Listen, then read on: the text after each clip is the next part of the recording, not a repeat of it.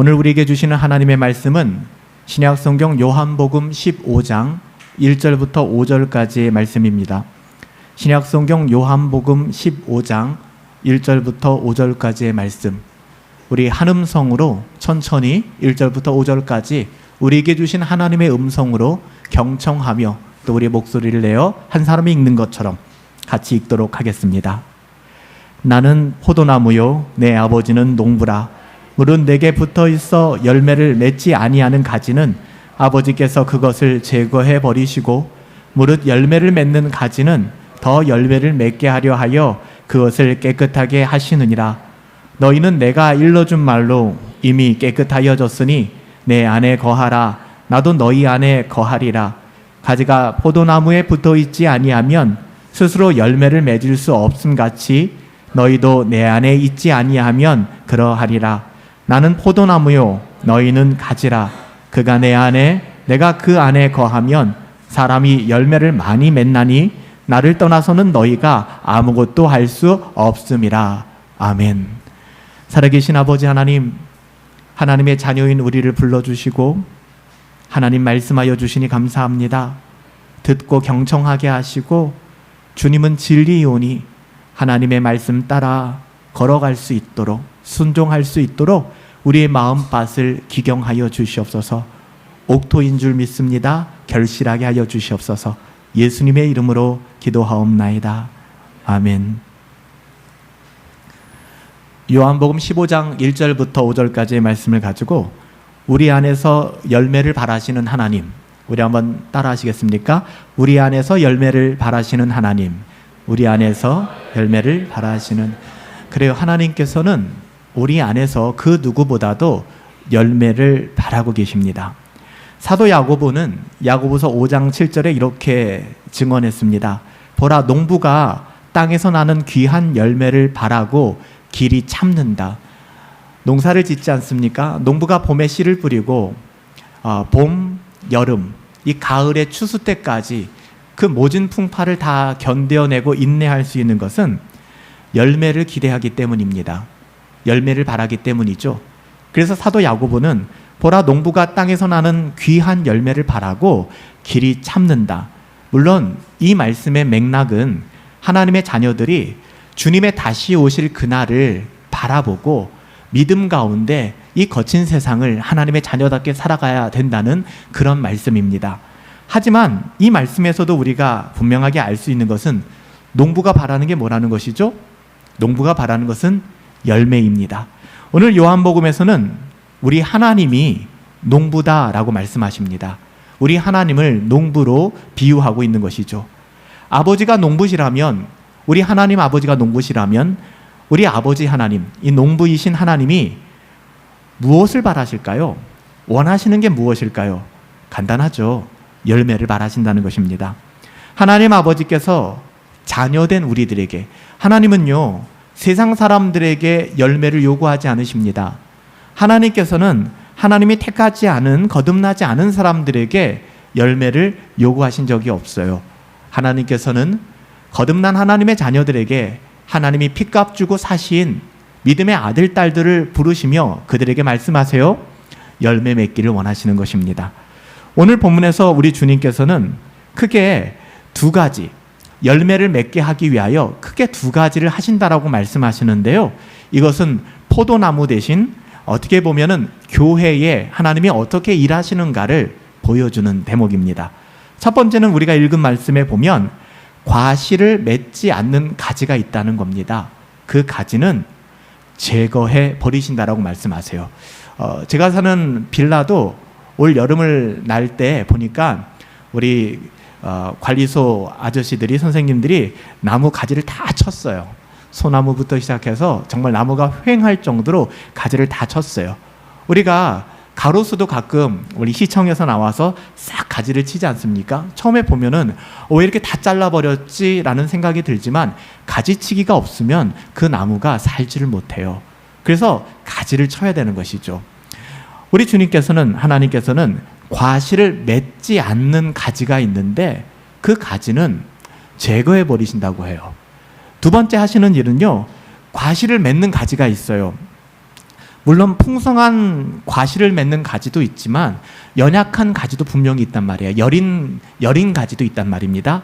그 가지는 어떻게 하는가? 더 많은 과실을 맺게 하기 위하여 오히려 그 가지를 깨끗하게 하신다고 합니다. 그러니까 두 가지를 말씀하시는 거죠. 하나는 치리하시고 제거해버리시고, 하나는 돌보아 주신다는 거예요. 하나님께서 교회를 어떻게 만지시는가, 하나님의 자녀들을 어떻게 인도하시는가를 보여주는 대목입니다. 성경을 보면 열매라는 단어가 제법 많이 나오거든요. 분명한 것은 성경에서 말하는 열매라고 하는 것은 눈에 보이는 세상의 그 어떠함, 세상의 물질, 세상의 명예, 세상의 권력, 세상의 쾌락, 이거는 아닐 거예요. 그렇죠? 그렇게 생각하는 사람은 아무도 없을 겁니다. 적어도 세상 사람들이 말하는 결과와 열매는 그런 걸지 모르겠지만 하나님의 자녀들에게 하나님께서 원하시는 것은 결코 그게 아니죠.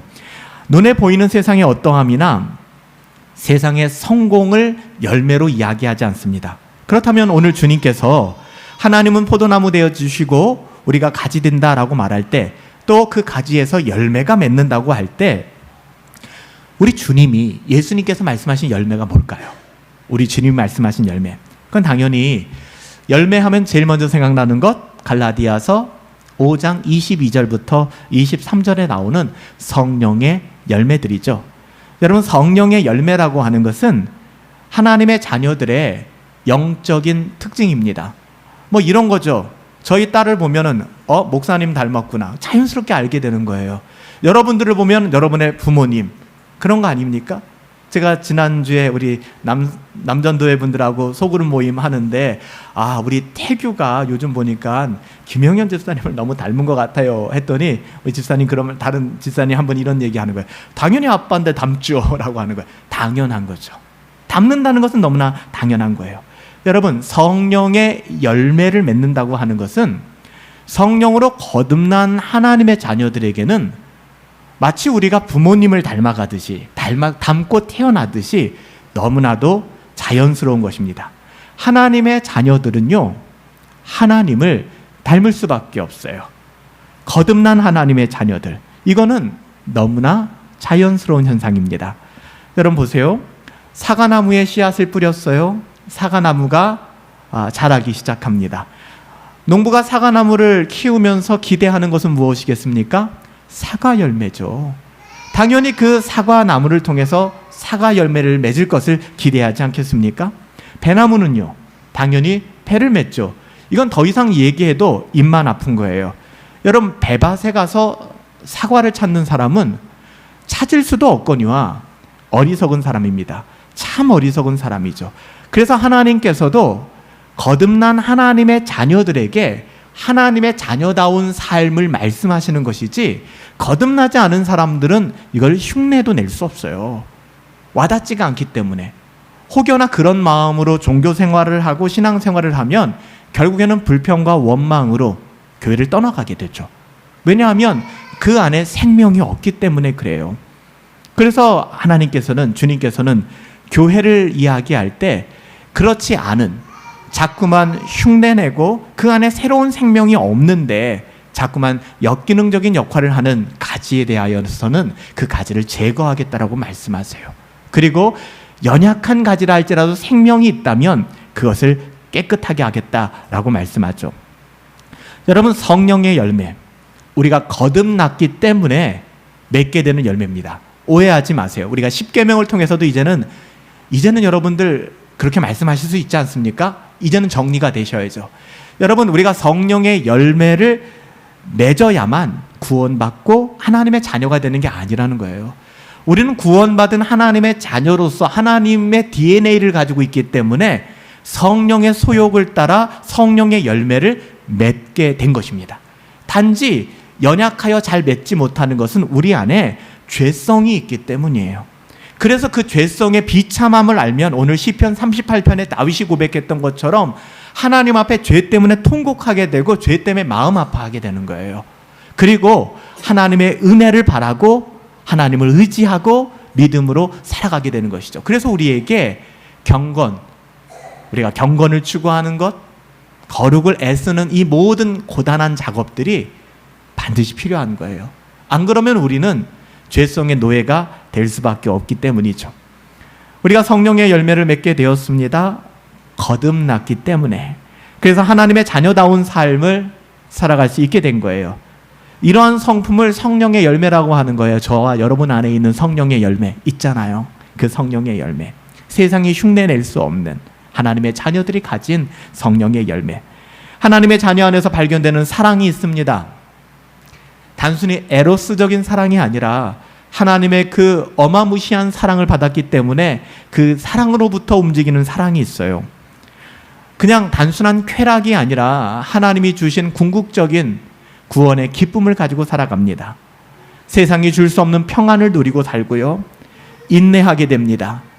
야고보 사도가 증언했던 것처럼 농부의 인내처럼 인내하게 됩니다. 때로는 친절하고 착하고 선하며 신실하고 온유하고 절제하는 삶을 살아가게 되는 것이죠. 우리가 이런 것들 성령의 열매들이다. 성령의 열매가 많잖아요. 우리가 사랑과 실학과 온유와 화평과 자비와 충성과 여러 가지가 있잖아요. 그렇지만 성경은 뭐라고 얘기하느냐? 열매가 하나라고 얘기합니다. 나는 사랑의 열매가 있는데 실학의 열매는 없는 것 같아. 나는 기질적으로 우울해. 이런 건 없다는 것입니다. 성령의 열매는 하나예요. 마치 10계명이 단순한 1계명부터 10계명까지의 나열인 것 같았지만 통으로 하나지 않습니까? 하나님을 사랑하는 것. 그렇죠? 그 하나님을 사랑하기에 내 이웃을 사랑하는 것. 그래서 예수님께서도 온 율법은 이 두 말에 완성되었다라고 말씀하신 거잖아요. 우리가 세분화할 수는 있겠지만 궁극적으로는 하나라는 것입니다. 성령의 열매에 이어서 우리가 생각해 볼 수 있는 것은 변화의 열매예요. 세례 요한이 요단강에서 예수님이 오실 길을 예비하며 세례를 주었는데요. 이때 세례 주면서 복음을 전하면서 뭐라고 얘기했죠?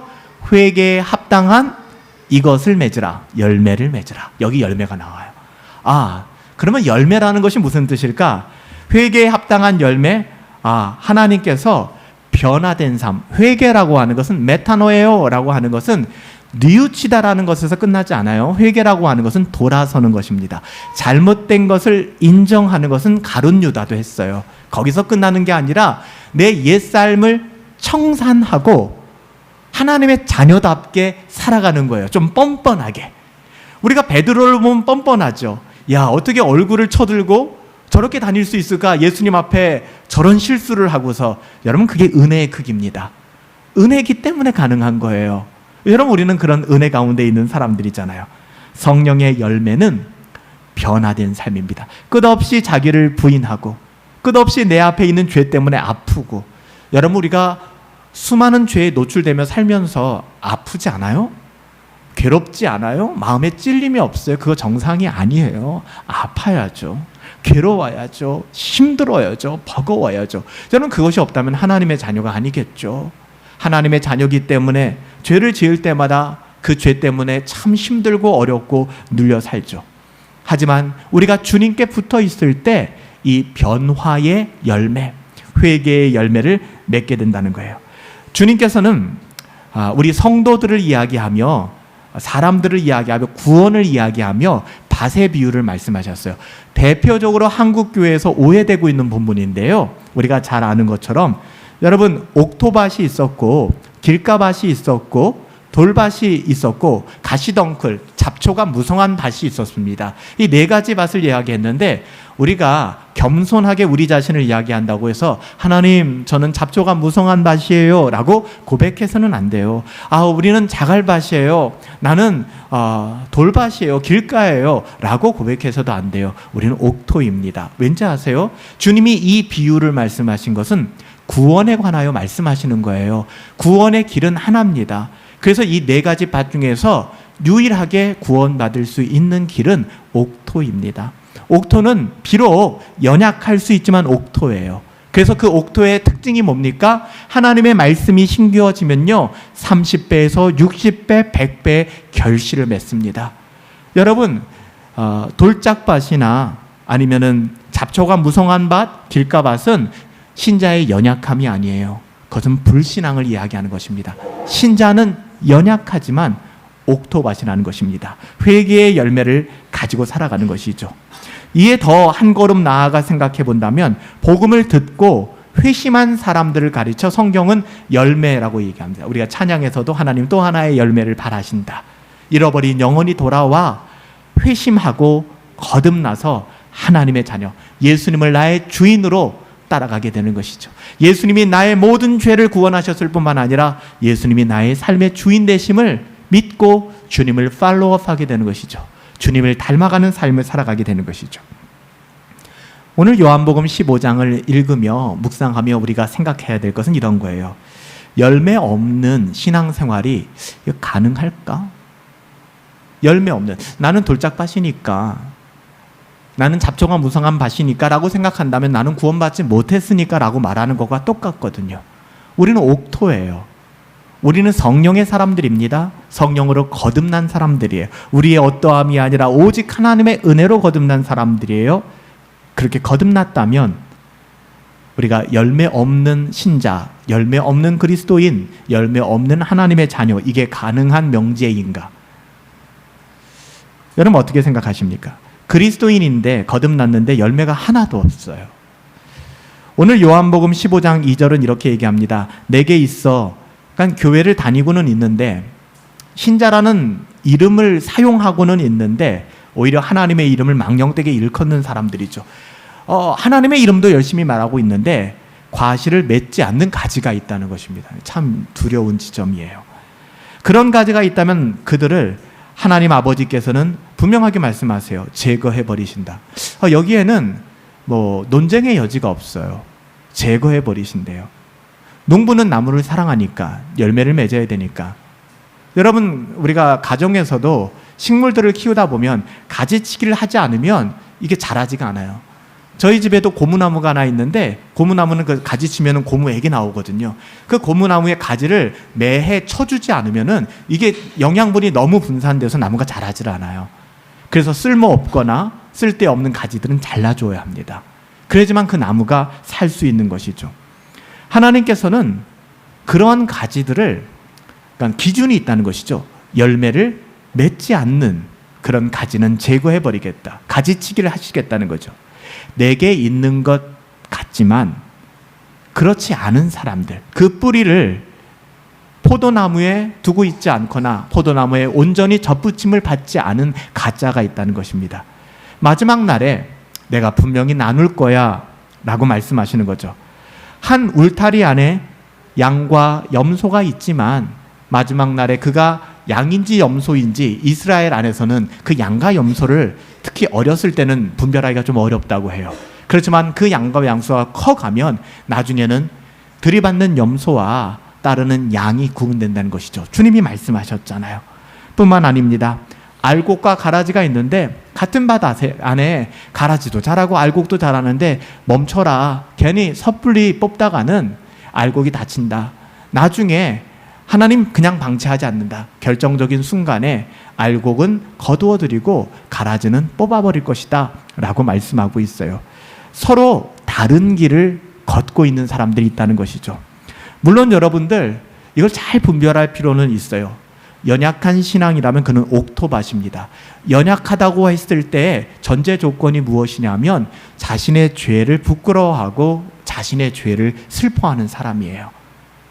이게 옥토 거듭난 사람입니다. 또한 경건을 열심히 추구할 수는 없지만 경건을 추구해요. 한 주간의 삶을 보면. 그리고 거룩한 삶을 애써요. 그런데 그렇지 않은 사람들은 아예 없어요. 경건을 추구하고 싶은 마음이 없어요. 거룩한 삶을 왜 애써야 돼? 내가 왜 그렇게까지 신앙생활을 해야 돼? 이런 생각을 가지고 계세요. 이런 분들은 절대 예배를 드릴지 모르겠지만 신앙생활을 할지는 모르겠지만 한 주간의 삶을 보면 경건의 흔적이 전혀 남아있질 않아요. 그러면서도 자기 자신을 바라볼 때 부끄러움이 없고 합리화하고 정당화한다 그러면 여러분 누가 손가락질 할까요? 아무도 없습니다. 자기 자신이 자기 자신의 영혼을 돌아보아야 하는 거예요. 목사의 설교를 통하여 수많은 말씀들의 가르침을 통하여 우리는 우리의 영혼을 점검해 보아야 하는 것이죠.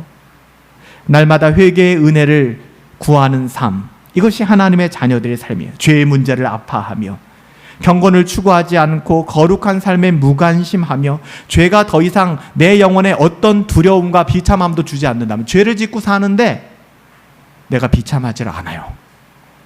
여러분, 죄라고 하는 것이 우리가 윤리적이고 도덕적인 게 아니잖아요. 그걸 포함하잖아요. 하나님 없이 내 뜻대로 살아가는 게 죄인데 그래도 내 마음이 불편하지가 않아요. 내가 비참하기를커녕 난 내 인생 진짜 잘 살고 있다고 맨날 자랑하고 다녀요. 여러분, 위험한 거예요. 정말 많이 위험한 거예요.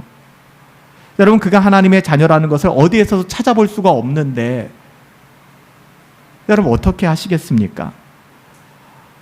저는 이야기하기 두렵지만 성경은 단호하게 열매 없는 그리스도인은 있을 수 없다라고 증언합니다. 연약할 수는 있어요. 물론 아브라함의 조카 롯과 같이. 아브라함은 믿음의 사람이었지만 롯은 그렇지 않았잖아요.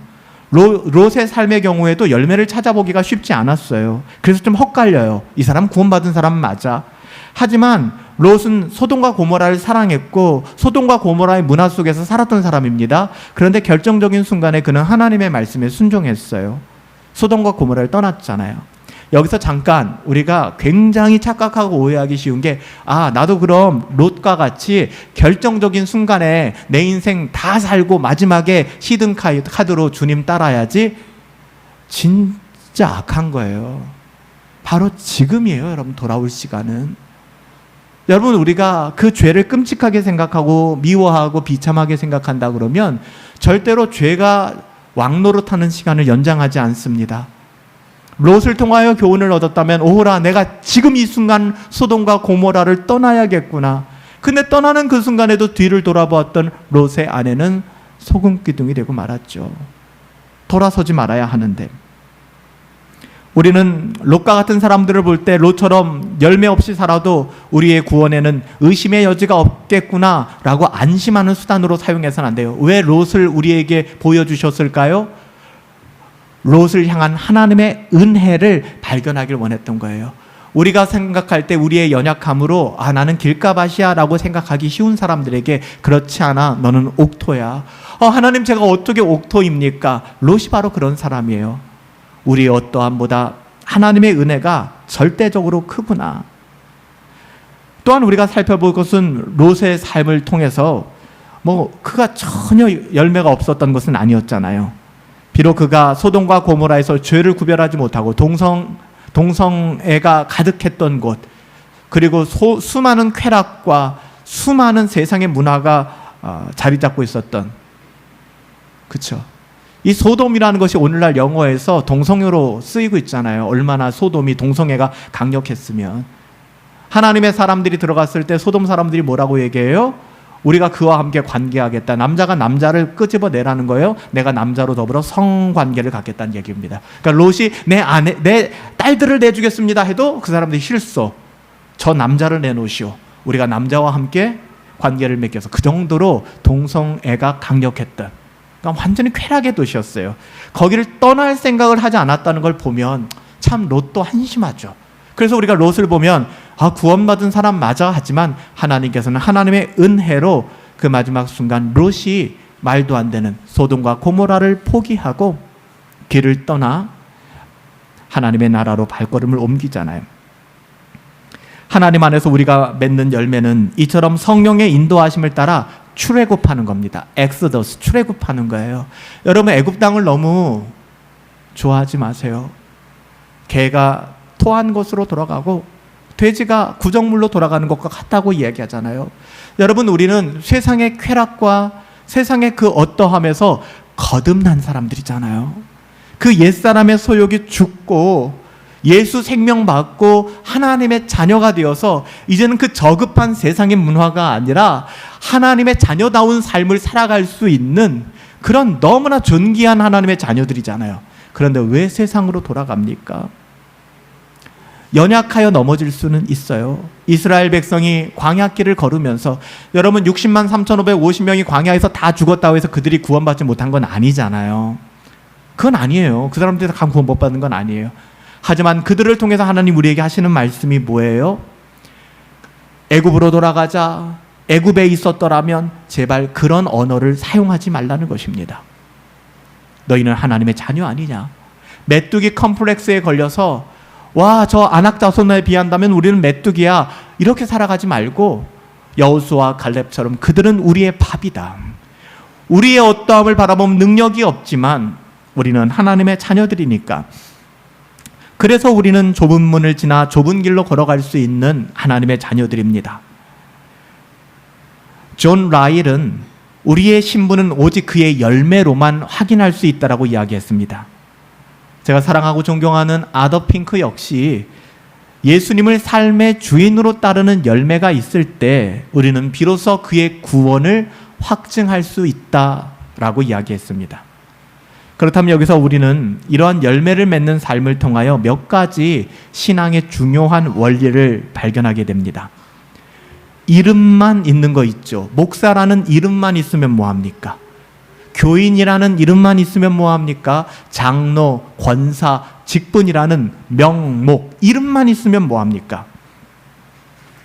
하나님께서는 명목상 신자로 남아 있게 된다면 결국 그를 제거해 버릴 것이다 라고 말씀합니다.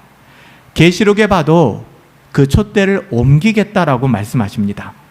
마지막 내게 있어 과실을 맺지 않는 가지는 비록 자기 자신은 나는 참 포도나무에 붙어 있어 라고 이야기할지 모르겠지만 교회에서 열심히 신앙생활을 찰로 역정에 나오는 무지처럼 하고 있을지 모르겠지만 실제로는 거듭나지 않은, 십자가를 통과해보지 않은, 좁은 문을 지나 좁은 길로 행하지 않은 거짓 신앙인 것이죠. 이것을 명목적 크리스찬이라고 얘기하는 거예요. 이름만 있는 크리스찬이 있죠. 여러분, 요한계시록에 보면 살았다 하고 하는 이름은 있어요. 나는 구원받았어, 예수의 이름으로, 나는 하나님의 자녀야 라는 이름은 있지만 실상은 죽은 자다라고 얘기합니다. 여러분, 그 심판의 대상이 됐던 게 교회였습니다. 사대교회. 이 두렵지 않습니까? 교회를 향한 말씀이거든요. 교회라는 이름 가졌지만 결국에는 포도나무에서 제함을 당했다는 것입니다. 오늘날에는 이런 분들이 팬데믹을 지나고 개인주의가 더 왕성해짐에 따라 점점 더 많아지는 것 같아요. 신앙생활도 개인적으로, 이기적으로 내가 원하는 방식대로. 여러분, 그렇지 않아요. 하나님은 삼위일체 하나님이세요. 왜 교회를 그리스도의 몸으로 세우셨을까요? 교회를 떠나서는 신앙생활이 존재하지 않아요. 여러분, 교회는 그리스도의 몸이기 때문입니다. 알곡과 가라지의 비유에서 말씀하셨듯이 마지막 심판 때 다 가려내실 것입니다. 그러므로 여러분 가운데 지금 내가 혹시 명목상 크리스찬은 아닐까? 내가 살았다 하는 이름은 가지고 있다 여길지 모르겠지만 혹시 난 죽은 자 아니야? 누누이 말씀드리지만 이러한 말씀과 이러한 내용들을 손가락질하며 누군가를 정죄하는 수단으로 사용하지 마시고 여러분 영혼을 돌아보시기 바랍니다. 저도 오늘 이 말씀을 묵상하면서 제 영혼을 하나님 앞에, 그래서 오늘 시편 38편을 읽으며 또 오늘 전능하신 왕 되신 하나님을 찬양하며 어린 양 되신 예수 그리스도를 찬양하며 내 마음속에 감격이 있고 또 아픔이 있는 거예요. 여러분, 돌아보셔야 해요. 여러분의 영혼을 끊임없이 돌아보셔야 해요. 거듭남의 은혜를 날마다 구하셔야 해요. 명목상 신자로 많은 시간을 보내면 보낼수록 내 영혼은 단단히 굳어져요. 간경화처럼 첫 초창기에 이 간을, 간경화, 우리가 병원에 가보면은 간에 좀 염증이 있습니다, 간 수치가 높아요, 이런 얘기를 하지 않습니까? 지방간입니다. 근데 이걸 그대로 방치하고 운동도 하지 않고 또 술도 많이 마시고 이러다 보면 간이 해독작용을 잃어버리잖아요. 그러다 보면은 간경화가 되고 간암이 되는 거예요. 딱딱하게 굳어버리는 거예요. 별로 증상이 없어요. 어느 순간 보면 얼굴이 검게 변해 있고 그때서야 병원 가도 늦어요. 여러분, 어떻게 생각하십니까? 여러분, 우리가 우리의 영혼을 명목상 신자로 너무 오랫동안 방치한다 그러면 그 영혼의 위험 수위가 높아지는 겁니다. 계속해서 명목상 신자로 남아있게 된다면 결국 농부이신 하나님이 메스를 댈 겁니다. 잘라버릴 거예요. 그것이 전이 되니까, 오히려 포도나무를 상하게 만드니까. 하지만 우리가 연약함에도 불구하고, 우리 모두는 연약하니까요. 그러니까 정죄할 수 없는 거예요. 우리가 연약함에도 불구하고 경건을 추구하고, 끝없는 조건에 경건을 추구하고 거룩을 애쓰는 사람들에게는 하나님이 은혜를 베풀어요. 밑도 끝도 없이가 아니라 은혜의 방편이 있잖아요. 하나님께서 이를 깨끗하게 하신다고 해요. 내 영혼을 날마다 깨끗하게 하신다는 것입니다. 깨끗하게 하시는 이유가 뭐죠? 보기 좋게? 아니에요. 더 많은 과실을 맺게 하기 위하여. 여러분, 거룩이라는 것이 정결함이잖아요. 그래서 우리는 끊임없이 경건을 추구해야 되는 거예요. 그것을 통하여 하나님께서는 우리의 영혼이 더 많은 열매를, 내가 50% 나를 위하여 그렇게 살지도 않죠. 90% 나를 위하여, 10% 내 이웃을 위하여 살았다면 내일은 80% 나를 위하여, 20% 내 이웃을 위하여, 점점 일신의신 새롭게 내 인생이라는 내가 가진 것의 파일을 나누어 주고 섬기고 예수님 닮은 삶을 살아가게 되는 것입니다. 여러분, 그것이 하나님의 자녀들의 삶이에요. 그런 삶을 위하여 우리를 깨끗하게 하셨다는 것입니다. 여러분, 그렇게 깨끗하게 하는 여러 가지 수단들이 있는데 하나님께서는 두 가지를 가지고, 한 손에는 고난이라는 칼을 가지고 계세요. 또 한 손에는 하나님의 말씀을 가지고 계십니다. 말씀과 고난을 통하여. 농부이신 하나님의 두 방편이죠. 여러분, 여기에서 근거된 게 뭔지 아세요? 하이델베르크 교리문답에서 천국의 열쇠가 나오는 겁니다. 두 가지, 말씀과 권징입니다. 말씀과 권징으로 원하는 것은 교회 멤버십을 갈라치게 하는 것도 아니고요, 사람을 정죄하자는 것도 아닙니다. 그 영혼을 얻고자 함이에요. 그래서 천국의 열쇠인 말씀을 있는 그대로의 성경 말씀과 복음의 가치를 들었을 때, 내가 그 나무를 제거해버릴 거야 했을 때 그 천국의 문이 열리는 사람들은, 은혜가 있는 사람들은 회개하고 돌아오지만, 그렇지 않은 사람들은 교회가 쓰잘데기 없는 얘기하네, 교회가 맨날 사람을 힘들게 만드네 하고 떠나가게 되는 것이죠. 그것이 천국의 문이 열리고 닫히고로 이야기하고 있는 것입니다. 똑같은 이야기들이 성경에는 무수히 기록되어 있어요. 하나님의 말씀이 없다면 우리는 우리가 직면한 고난 속에서, 고통 속에서 하나님을 발견하지 못해요. 그래서 성도님들 부탁드려요. 우리의 삶의 자리가 진짜 녹록치 않을 때 있죠. 진짜 힘들 때 있잖아요. 기도의 기자도 꺼낼 수 없을 만큼 힘든 게 아니에요. 기도의 기자도 꺼내고 싶지 않은 만큼 내 마음이 상하고 몸이 건조해져 있는 거예요. 분명히 있잖아요. 여러분, 그 시기에 우리가 정말 의지를 가지고 예배하며 말씀의 자리로 돌아오지 않으면 우리는 절망하고 쓰러질 수밖에 없어요. 고난이 커서 쓰러지는 것이 아니라 하나님의 말씀으로 고난을 바라보지 못하기 때문에 고난에 넘어지는 거예요. 여러분, 이게 정말 한 끗 차이거든요.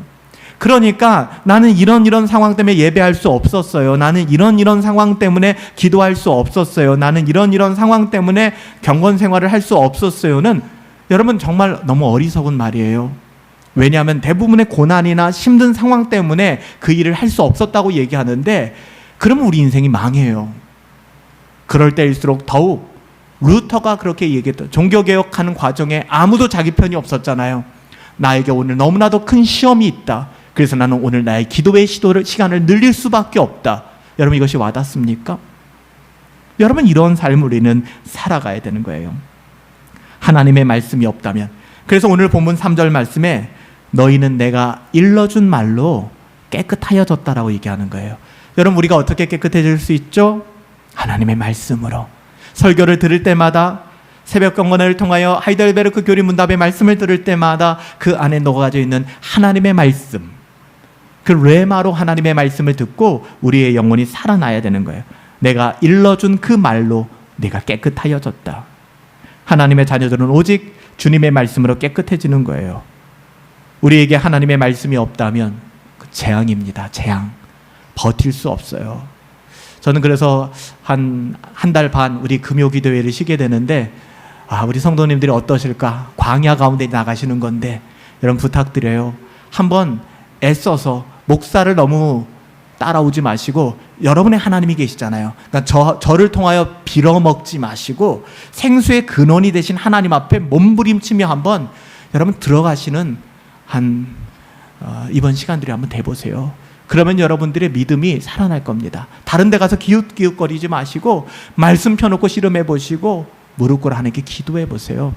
하나님이 놀라운, 그래서 우리가 가을에 다시 금요 기도회 시작할 때 더 나은 신앙을 가지고 믿음을 가지고 만나게 될 거예요. 전 그것을 기대합니다.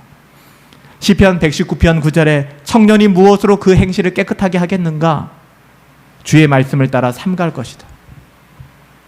제가 지난 금요 예배 때 요즘에 문화가 너무나 세상으로 많이 흘러가는 것 같다, 그런 이야기를 좀 드렸어요. 제가 깜짝 놀랐는데 진보 진영에 있는 한 젊은 국회의원이 있어요. 젊은 친구입니다. 그 젊은 친구인데 취미, 자기의 그 네이버의 프로필이 있잖아요. 네이버에 프로필이 있거든요. 그 프로필에 뭐라고 써놨냐면 그 취미가 첫 번째 소주 마시기, 두 번째 게임하기요. 전 제 눈을 의심했어요. 아, 이럴 수 있겠구나. 이런 문화구나. 그렇다면 우리는 어떻게 살아가야 되지? 저랑 여러분들 간에 간극이 있으면 안 되잖아요. 여러분의 삶은 그 모든 것이 허용되어 있고 이게 뭐가 잘못이야? 라고 얘기하는 삶을 살고 있는데 교회에서는 술 취하지 말아라, 또 자신들의 어떠함을 따라 살아가지 말아라, 와닿지가 않는 것이죠. 그냥 정말 비극적이지 않습니까? 끊임없이 우리가 씨름해야 돼요. 이것을 우리가 어떻게 이해해야 될 것인가? 물론 복음의 렌즈를 끼고 이 부분들을 이해할 필요가 있죠. 단순하게 안식일을 거룩하게 지켜라, 이것이 주일 성수해라, 예배 빠지지 말고 지켜라, 이거 아니거든요. 술 취하지 말라, 그러니까 세상의 그 모든 것을 다 취해 살면서 나는 술은 안 마셔라는 말도 안 되는 정의감에 빠져 있는 사람들, 이런 사람들이 바리새인들이었죠. 예수님이 안식일에 병든 사람을 고치시고 안식일에 예수님의 제자들이 미리삭을 따먹으니까 저 안식일을 범하는 자들, 예수님은 회칠한 무덤 같다고 하셨어요. 잘 돌아봐야 될 대목이에요. 그럼에도 불구하고 오늘날 젊은이들이 특히 살아가는 이 문화들이 너무 악하구나. 그러니까 배우는 게 없는 거예요. 교회를 통해서, 믿음의 사람들을 통해서. 청년이 무엇으로 그 행실을 깨끗하게 하겠습니까? 주의 말씀을 따라 조심하셔야 돼요. 삼가하셔야 됩니다. 바로 이것이 말씀이 우리 안에 풍성하게 거해야 되는 이유거든요. 경건을 추구해야 되는 이유고요. 경건을 추구하다 보면 그런 나의 삶이 불편해져요. 어려워져요. 그게 건강한 겁니다. 주님 도와주세요. 이기심을 주세요. 우리가 그렇게 구해야 되는 것이죠. 말씀이 없다면, 하나님의 말씀이 없다면 우리가 인생에서 당하는 고통, 고난은 그냥 낭비예요. 낭비. 아무 의미가 없습니다. 하나님이 우리에게 고난을 주시는 이유가 있거든요. 말씀을 통해서 그 이유를 발견해야 되는데 이유를 발견하지 못하면 맨날 힘들어, 미치겠어, 이런 말 하다가 인생 끝나는 겁니다. 하나님 아버지께서는 농부로서 우리가 열매를 많이 맺으면 맺을수록 우리를 더욱더 깨끗하게 하신다라고 말씀하세요. 또한 가지치기를 하신다라고 말씀하세요. 우리는 가지치기의 대상은 아니니까요. 그렇죠. 하나님의 자녀들이잖아요. 물론 이게 고통스러울 수 있습니다. 하지만 하나님을 신뢰하고 하나님의 말씀에 귀를 열 때 여러분 우리 가운데 찾아오는 고통이 의미 있는 것으로 바뀌게 될 거예요. 사랑하는 성도 여러분, 하나님께서 지금 우리 안에서 무엇을 하고 지금도 역사하시잖아요. 이 일을 행하는 여호와, 그 일을 지어서 성취하시는 여호와, 그 이름을 여호와라는 자가 말씀하고 계시지 않습니까? 여러분, 하나님께서 지금 우리 안에서 무엇을 행하고 계신지 정직하게 한번 물어보세요. 정직하게 한번 돌아보십시오. 말씀을 맺습니다. 성경이 가르치는 열매가 여러분들 가운데 있나요? 다른 사람을 생각하지 마세요. 여러분 자신을 생각하세요. 저도 오늘 이 시간 말씀을 전하면서 제 영혼을 바라봅니다. 성경이 가르치는 열매가 나에게 있는가? 여러분들에게 있는가? 여러분은 그 열매를 경험하고 계십니까? 다른 사람들에 의하여 그 열매가 간증되어지고 고백되어집니까? 아, 이 사람은 달라.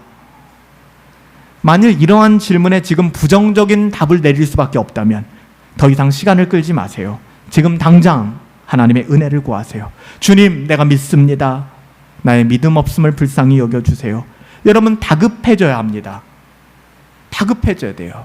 오픈런 할 때 달려가는 그 심정, 그거 하나 얻어먹겠다고, 그거 하나 사보겠다고 줄을 서서 문이 열리자마자 달려가는, 여러분 세상에 썩어질 그 어떠함에도 오픈런을 하는데 여러분 달리셔야 합니다.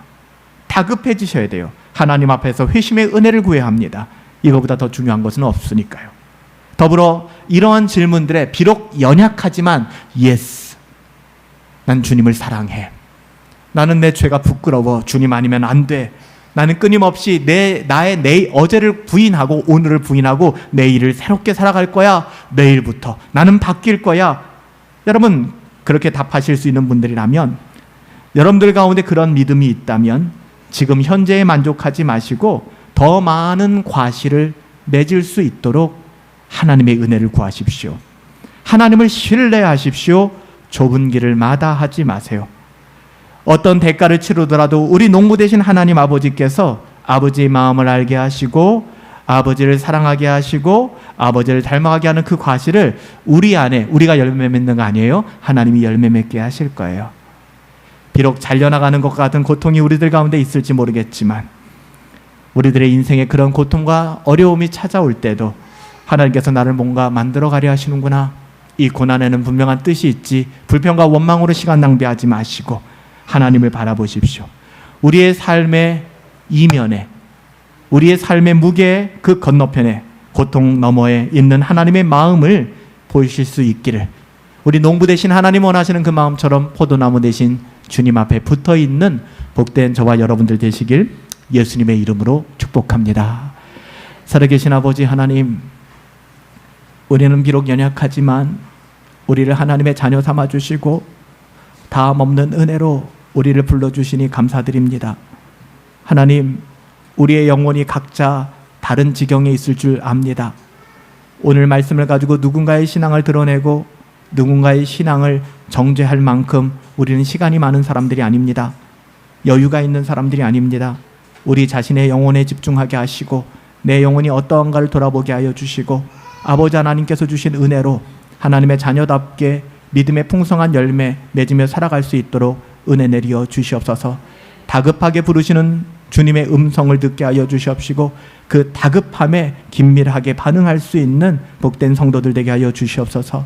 예수님의 이름으로 기도하옵나이다. 아멘. 주님 다시 오실 때까지 우리 준비하신 연복 살아계신 하나님 앞에 구별하여 헌상하도록 하겠습니다. 주님 다시 오실 때까지 이 길을 걸어가십시다.